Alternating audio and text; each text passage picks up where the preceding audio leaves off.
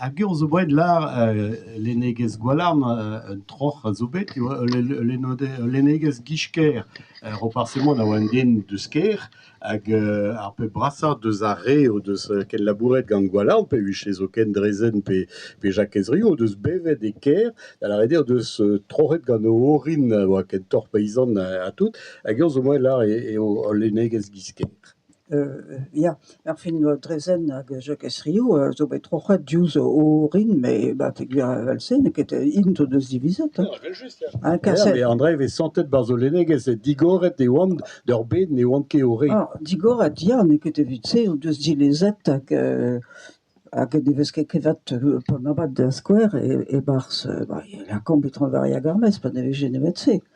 Non, deus on ket hag ez eus tud a lavarout gisker hag iz ar mesio. Men donc e sur se a lenegez d'an meno a ya kalz en tuont da seurt trochu. Bremañ, a pez a gavan. Gant, reparsemont, drezen, Jacques Ezrio, a goude unan na vez ket meneget alies, zo me aven a kousgoude zo a bouezive, hag tudal, peogwir, zo a bet ur bean tud, me mastra ar strolatik, moi, tud niverus a war, o labourat gant gwalarn, a reze a bet ar fet o deus komzet eus pep tra hag o deus digoret o skridou d'ar bed pa felle dezo, evel ma felle dezo. Neus setu, soñjal an dra a felle din, an nevesiadennik, da eul ar pez a gonte bremaik tristan da ze, a zivout an tro edikesioù hag al, hag eus ar nenved, hag eus ar... Bon, neus soñj reus marteze, eus an nevesiadenn trenk a walc'h gant reparsemont, war unan eus niverennoù kent ar gwalarn, tud zo a glem ez eus re a dro edikesioù war gwalarn, ha ke a walc'h a skridou orin, pa vo gwest breiziz da skrivañ traoù a dalvez ar boan ne ket tresel a war am sezo ar stêr, e ben e vint an banet war gwalarn. Setu. Redet ar breiziz deski petra e lenegez. Setu. Bon, a neuze set an dorz d'ar ger, a neuze, bon, evit se, ive, ez eus et derou hag avdin nebetor a draoù o tennañ var e eun d'ar vuez e breiz pa voa bet a rok. Evel just treiñ sol se gant kalor.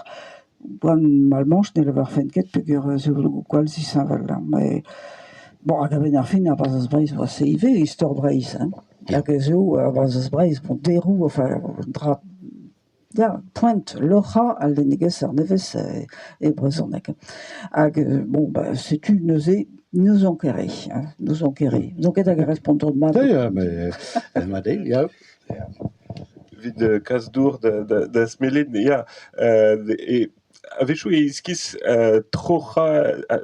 treuzet gant ur voger ave fe kreñv spontus a fet lenegez klasgout hag in ur bopl pe ur vegen bennak hag un dreg a zonjan ennañ aze gant un druidigez uel a war oa bet kiniget a zen nebet blavechou euro gant Marlo aze o peu noz ur c'hoariva Elisabethan aze kentor muioc'h hag a oa Faust an doktor daonet hag a oa bemdem gavet c'hoariet var al leuren da var e Bleunbrug da Michal e eiza tregont an dramenag evel ze l'an un.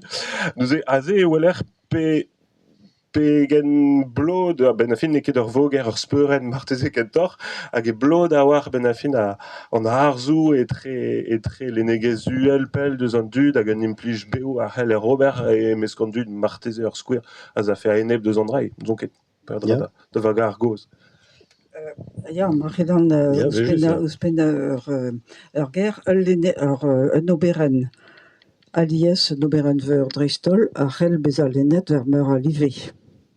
Da lavarout tud no deus ket un teskament braz a c'hell len a kavout plijadur pe gwelout var ar c'hoariva mar de o pezioù c'hoari hag tu zo da gaout le dadidou var live oual.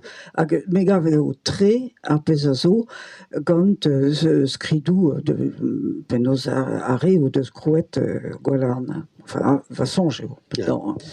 Evit klas kompren petra neus digaset gwalarn da nevez ma peus sant, evit ar varzhoni ez da skouer, hag eon zo bet en troc'h gant a pez a oa rok, petra neus digaset gwalarn da varzhoni ez vrezhoneg.